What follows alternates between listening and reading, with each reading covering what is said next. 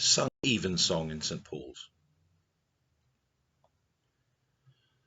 Sung Evensong in St. Paul's, the power of the choral glory surpassing.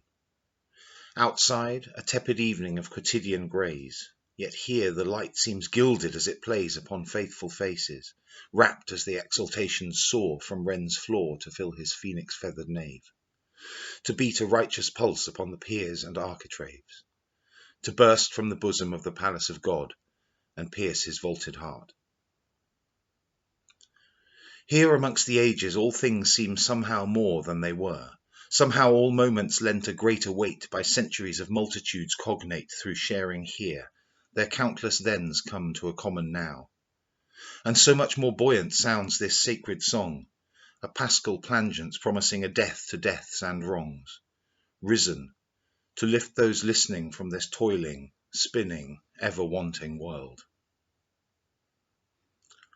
And though outside the smog-mottled stones corrode and wear, here within the air seems painted by the wonders on each wall, the treasures brought and wrought to dress poor Paul dazzling more than any fire of London or of Rome.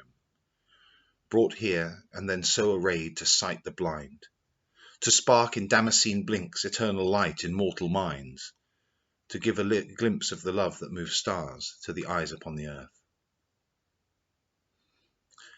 And yet I say unto you that all this seeming majesty, all the inexplicable splendours of the shining and the singing, are infinitely less than utter nothing, when scaled against the slightest, finest hair upon the head of the babe by me in her buggy, her milk-spattered mother-care throne.